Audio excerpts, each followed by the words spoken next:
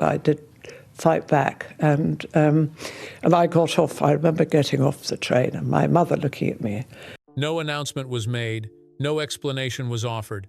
Camilla was simply escorted off the stage, and the room understood this was final. The moment it happened without warning. One moment Camilla was mid-sentence, standing beneath soft lights, her voice steady, her posture rehearsed. The next, the atmosphere shifted, not loudly, not dramatically, but decisively. A movement near the stage edge. A brief exchange of words so quiet they were never meant to be heard. Then everything stopped. Applause did not come. Neither did confusion, not at first.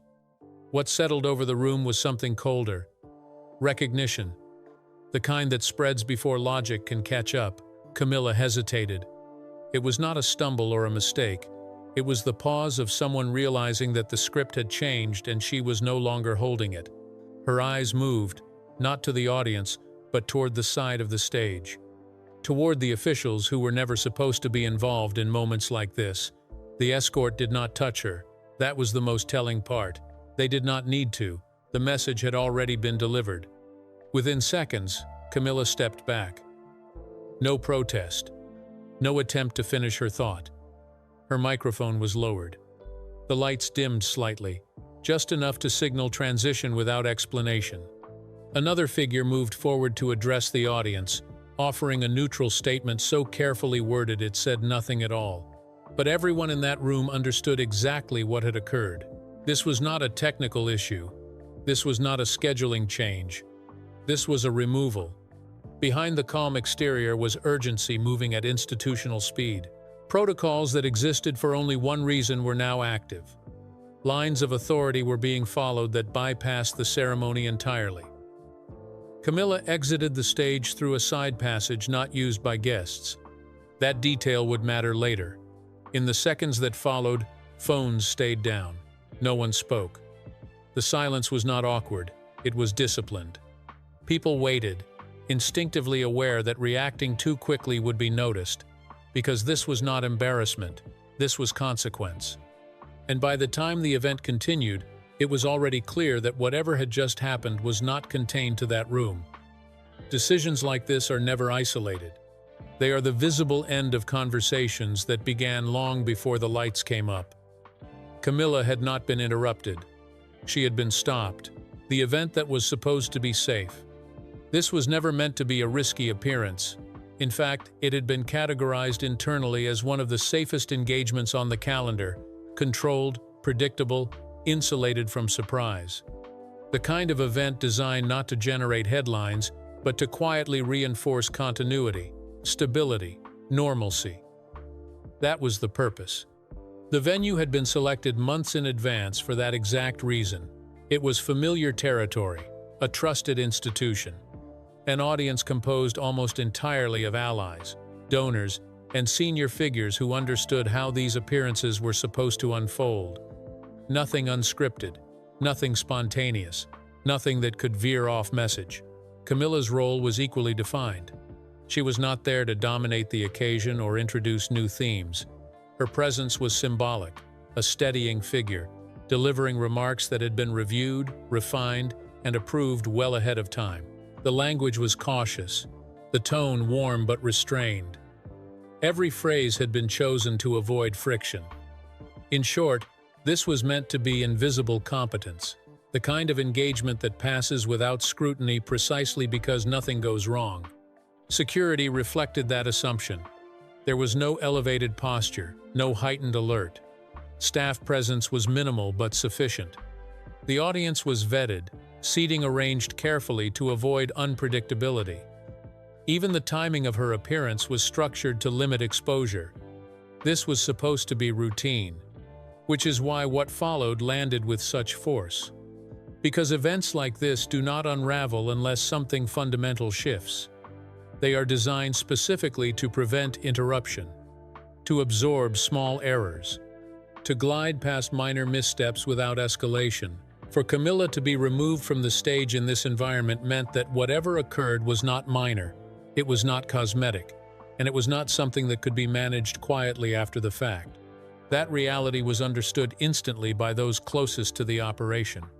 Behind the scenes, senior aides had been watching closely from the moment she began speaking, not out of concern, but out of habit.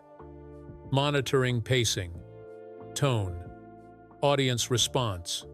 All the small indicators that confirm a speech is proceeding as expected. At first, everything was. Her delivery followed the approved text. Her cadence was measured. There was no visible deviation, no emotional surge, no obvious error. Then came the shift. It was subtle. A single line delivered with a slightly different emphasis than rehearsed. Most in the room would not have noticed it at all. But to those who had signed off on the wording, the change was unmistakable. The line itself was not inflammatory. On its own, it would have seemed harmless, even generous. But context is everything in environments like this, and that sentence brushed against territory that had been carefully avoided for months. A subject that was not to be reopened, a tension that had been deliberately left unspoken, a narrative that the institution had moved on from. The audience reaction was minimal, but that did not matter. What mattered was that several people exchanged glances at the same time. That is when protocol began to shift. Camilla continued, unaware, or perhaps choosing not to register, that the temperature in the room had changed. Her next sentence moved even further off the approved path. Not dramatically, but enough to confirm this was no accident. This was a choice. It was not an emotional outburst. It was controlled, almost careful, as though she believed she could safely expand the frame without consequence, as though this environment would protect her. That assumption was the mistake. Because safety at this level does not mean freedom. It means boundaries are enforced faster, not slower. Within seconds, a decision was being weighed that almost never reaches execution. Removing a senior royal figure from a live stage is considered an absolute last resort. The reputational risk alone is enormous. The optics are unforgiving. The message it sends cannot be softened, which is why it only happens when allowing the moment to continue would be worse. Something in Camilla's words had crossed from manageable deviation into institutional liability. Not because of public outrage, there was none. Not because of the scandal, not yet. But because what she was doing threatened to reopen internal fault lines that had been deliberately sealed. This was not about the audience. It was about who was listening elsewhere. Events like this are never truly contained to the room. Transcripts move quickly, recordings circulate. Statements are dissected by people trained to read between lines that appear harmless to everyone else. One misstep can undo months of quiet repair. The decision, once made, moved with chilling efficiency. No confrontation. No interruption mid-word. The timing was chosen to appear neutral, almost accidental. A natural pause. A transition point. The least disruptive moment possible. And yet, to those who understood the mechanics, it was unmistakable. This was intervention. The event resumed as planned, but it was no longer the same event. The tone had shifted irreversibly. What had been intended as a gentle reinforcement of stability had become something else entirely, a signal. Because when an institution removes one of its own in public, it is not reacting emotionally, it is drawing a line. And the reason that line had to be drawn at this particular moment, in this supposedly safe space, would soon become impossible to ignore. The incident no one was prepared for. What happened next unfolded not as a single mistake, but as a chain reaction set off by a moment that should never have existed in the first place. The danger was not in the words themselves, but in the permission those words seemed to grant, a permission that once implied cannot be taken back. As Camilla continued speaking, her tone subtly changed in a way only seasoned observers would recognize, growing more assured, less deferential to the invisible boundaries that govern appearances like this. With each sentence, she drifted further from the carefully neutral language that had been designed to protect everyone involved, not just her, because neutrality at this level is not politeness but defense. The instant she crossed that line, she placed the institution in a position where silence would be interpreted as agreement, and agreement would be interpreted as policy, and policy would have consequences far beyond the room, beyond the press cycle, beyond even public opinion. There were active negotiations elsewhere that depended on restraint, unresolved internal settlements that relied on ambiguity, and private assurances that would collapse if a senior figure appeared to rewrite the narrative in real time. Those listening closely understood that Camilla was not merely reminiscing or clarifying, but reframing, subtly repositioning past events in a way that shifted responsibility and reopened questions that had been deliberately put to rest. It was in that realization that urgency replaced discomfort, because discomfort can be managed after the fact, but reframing cannot. Once spoken, it exists. Once recorded, it becomes reference, and reference becomes leverage, and leverage in the wrong hands becomes threat. As her words echoed through the room, the people responsible for safeguarding continuity began calculating not how this would look tomorrow, but how it would be used 6 months from now, a year from now, when someone else needed justification to challenge a settlement, a boundary, or a decision that had cost too much to revisit. Camilla either did not see or did not heed the signals that something had gone wrong. The slight stiffening of posture among senior staff, the sudden stillness in the audience, the absence of affirmation that usually accompanies a well-received line. She was operating under a belief that this space still belonged to her, that her authority here was assumed and unassailable, and that belief was precisely what made the situation untenable. Authority that presumes immunity invites correction, and correction at this level is never gentle.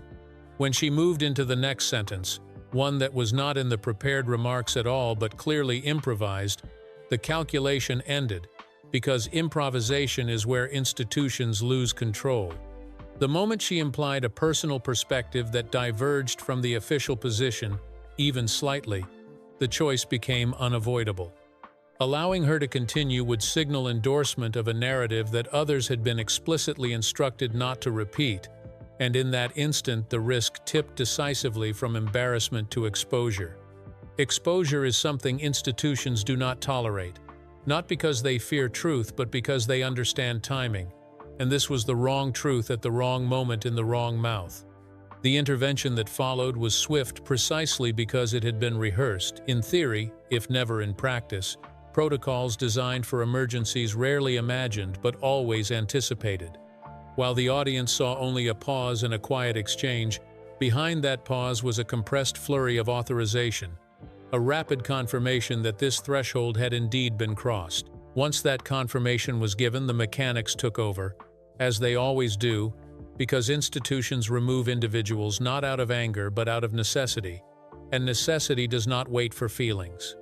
Camilla felt it then, the shift from being centered to being managed, from being the point of attention to being a variable that needed to be contained. The escort's presence was not accusatory but procedural, a living embodiment of a decision already made elsewhere. Her compliance in that moment was not grace but recognition, because to resist would have transformed a controlled intervention into a spectacle, and spectacle would have multiplied the damage exponentially. So she stepped back, not because she agreed, but because she understood the cost of not doing so. As she exited the stage, the room absorbed the message without being told what it was, that whatever she had been about to say could not be allowed to exist publicly. That realization lingered long after the event moved on, because people replayed the moment in their minds, searching for the exact sentence where things went wrong, the precise inflection that changed everything. Those who knew the backstory did not need to search at all, because they understood that the incident was not spontaneous but cumulative, the result of unresolved tensions, unacknowledged resentments, and a belief that time had softened boundaries that were in fact only holding because no one tested them. Camilla had tested them, perhaps believing that familiarity granted flexibility, perhaps assuming that loyalty would override caution. That miscalculation exposed a truth that could no longer be ignored, that her standing was more conditional than she realized, and that the institution's patience had limits she had just reached. The silence that followed her removal was not confusion but recalibration, as everyone present adjusted their understanding of where power currently resided. Power reveals itself most clearly not in who speaks, but in who can be stopped.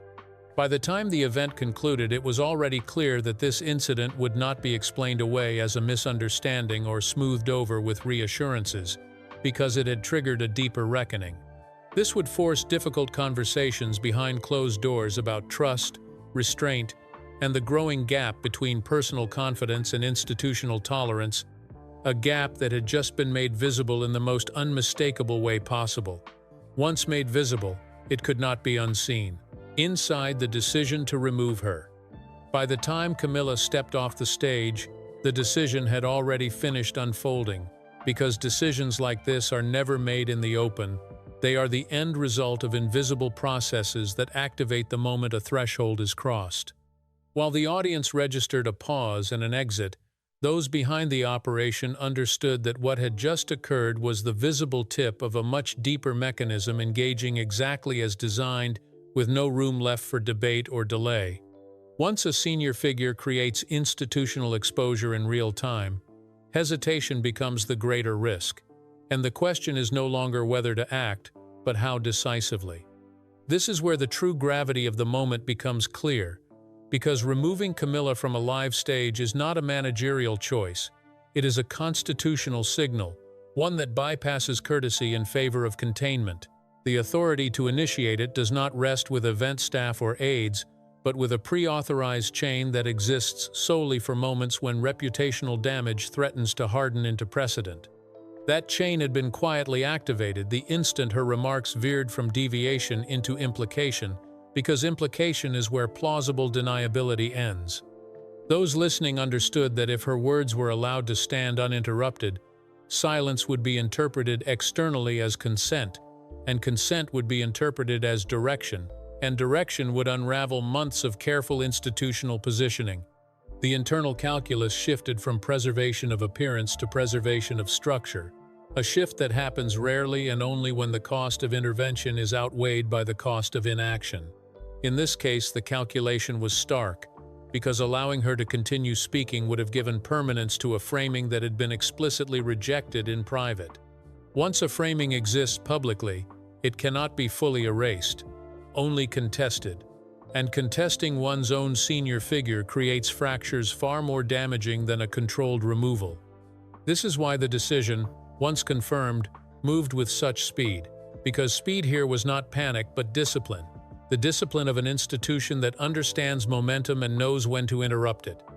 Behind the scenes, confirmations were exchanged in clipped, neutral language, not emotional, not accusatory, but precise, because precision is how responsibility is shared without being spoken aloud.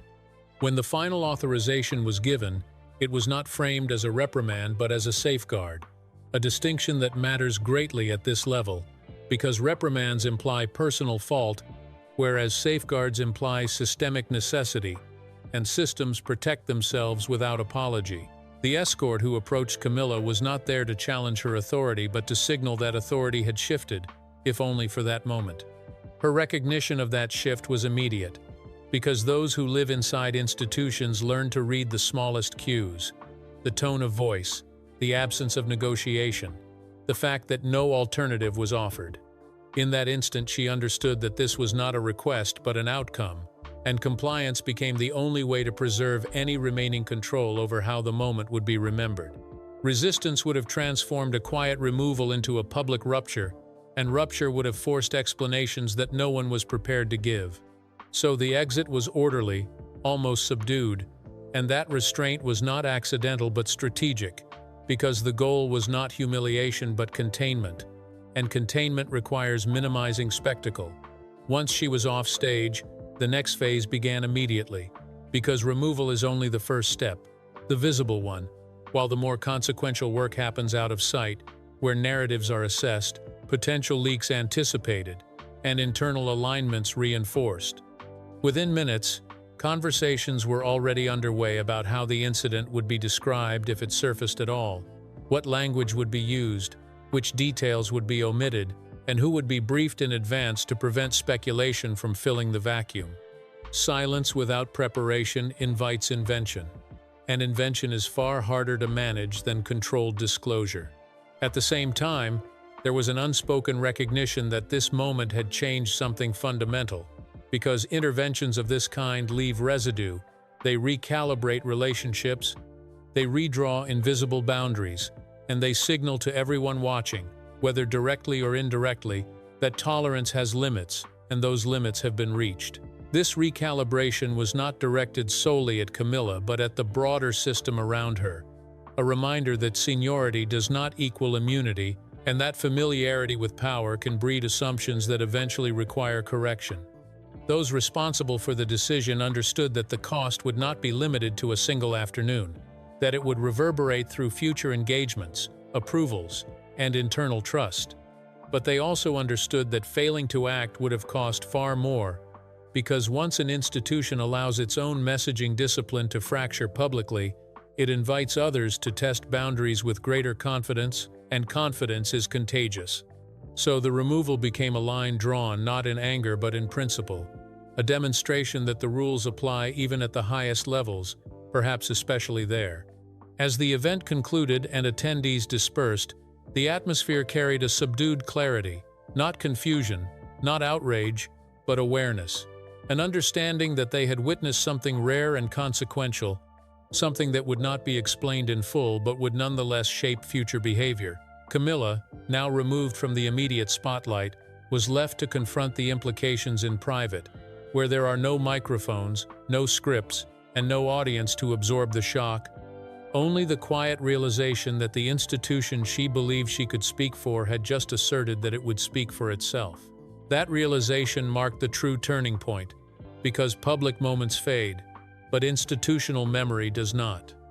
This decision, made quickly and executed cleanly, would be remembered not as an embarrassment but as a correction, one that signaled a narrowing of tolerance and a reassertion of control that could not be easily reversed. Once that control is reasserted, the path forward changes, not dramatically, not immediately, but irrevocably, because every future appearance, every prepared remark, every unscripted word would now be weighed against the knowledge that intervention is not theoretical, it is real, it is executable, and it has already been used.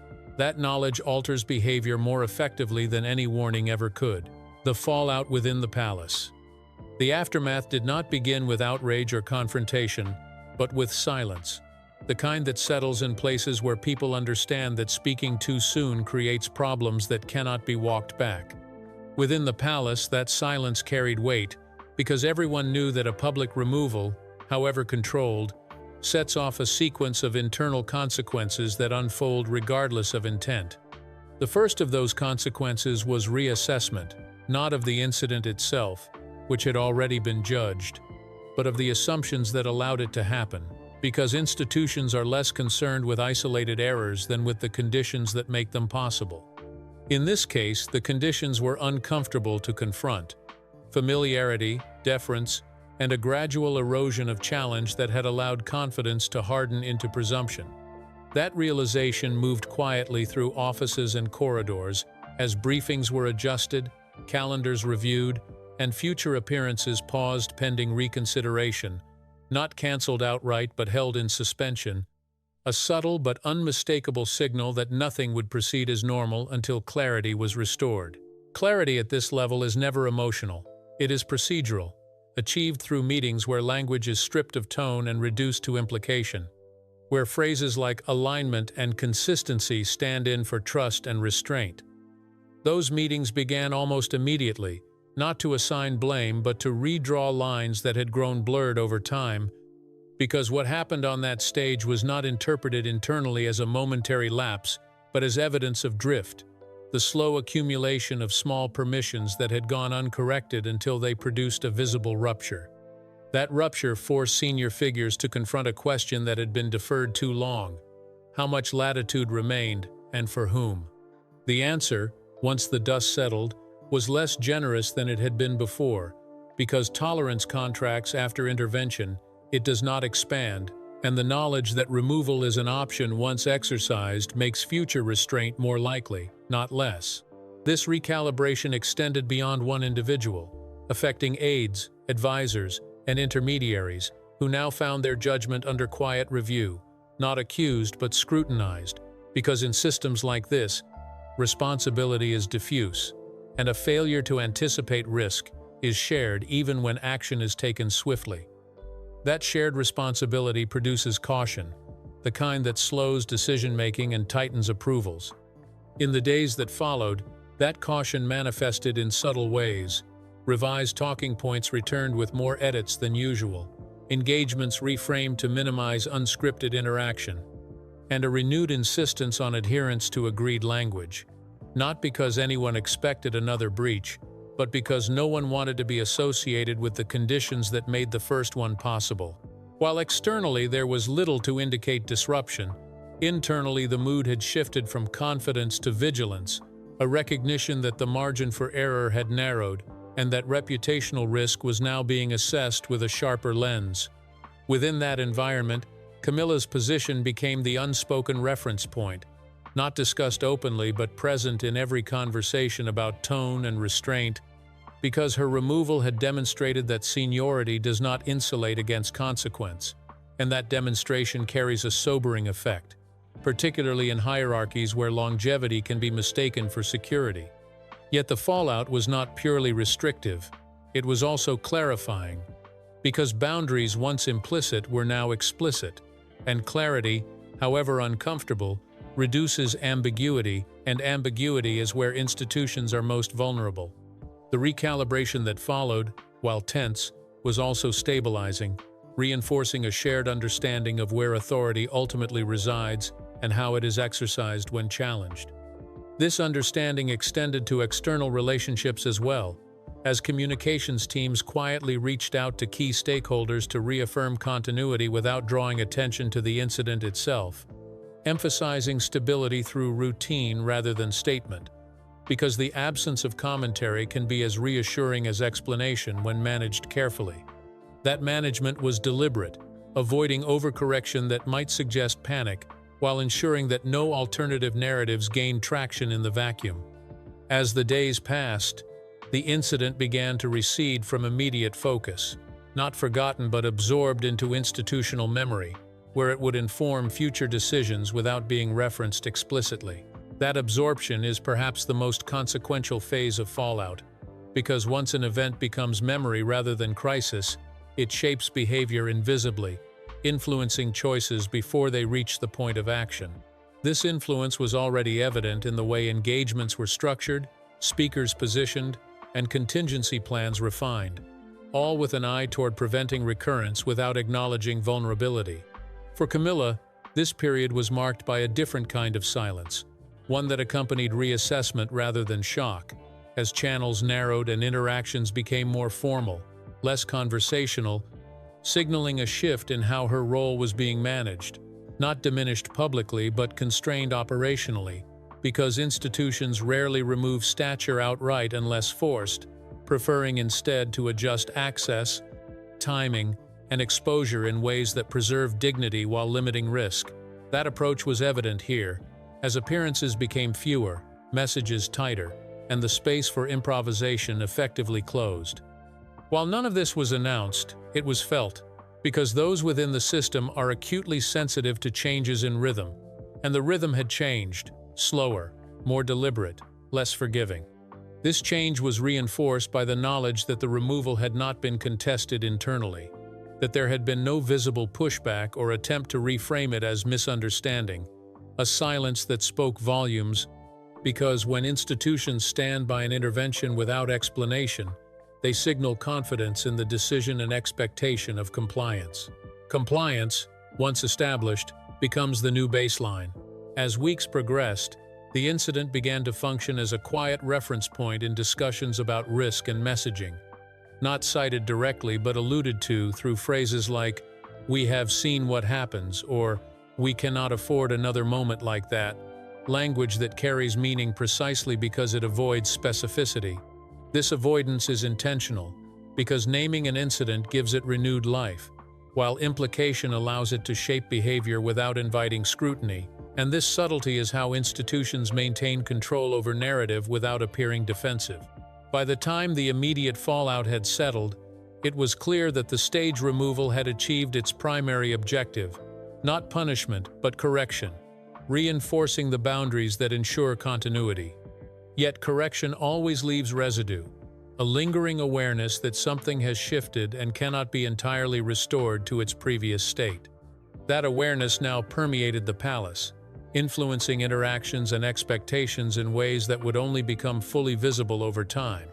Because while public attention moves quickly, institutional memory is patient, carrying lessons forward long after the moment that taught them has faded from view. In that patience lies both stability and constraint, the twin forces that now framed the path ahead, setting the stage for a future in which every word would be weighed with renewed care, not out of fear, but out of understanding.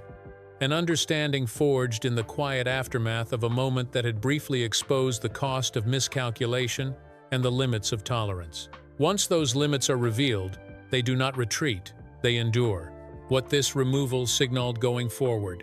What ultimately emerged from this moment was not a scandal but a signal, one that was never articulated publicly yet understood with remarkable clarity by those who operate within systems of power. The removal did not function as a rebuke so much as a recalibration, a visible confirmation that the balance between personal confidence and institutional tolerance had shifted, and that shift carried implications far beyond a single appearance or individual, reshaping expectations about how authority is exercised and constrained in a period where continuity is valued above comfort.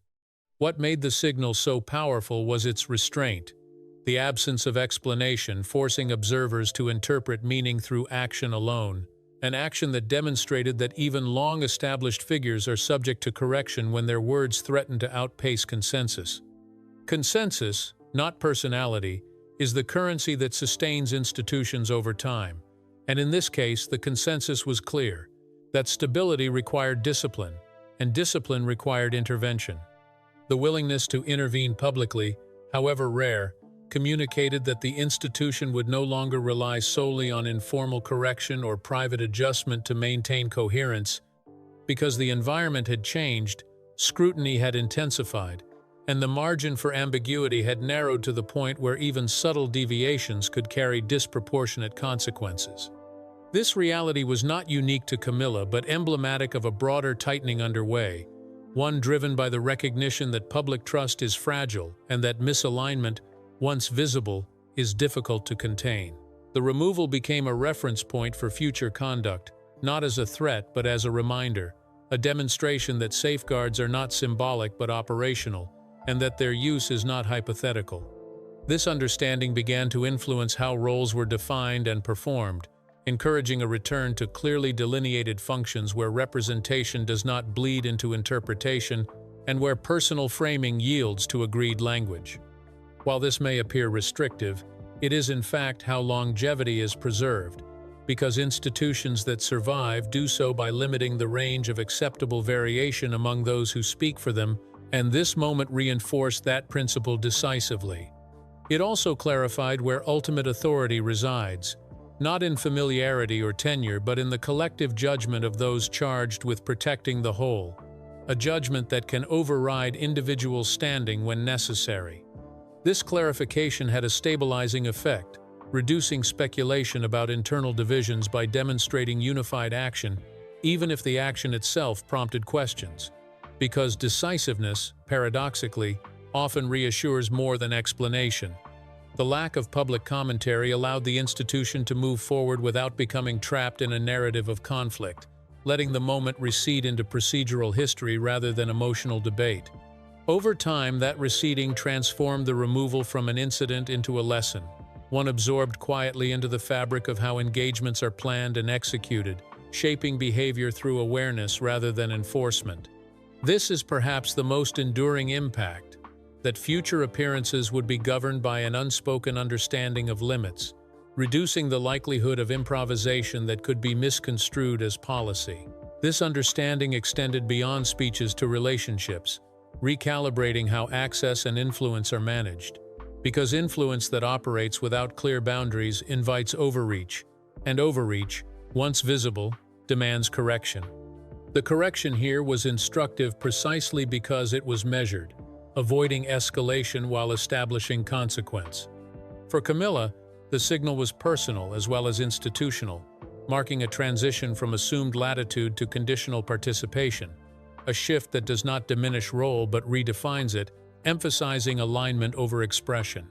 While such a transition may feel constraining, it is also clarifying, offering a clearer framework within which to operate.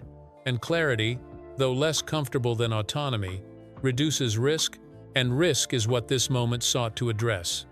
As the institution moved forward, the removal served as a quiet assurance to external observers that internal discipline remains intact, that safeguards function even under pressure, and that no individual voice supersedes collective strategy, an assurance particularly important in times of heightened scrutiny.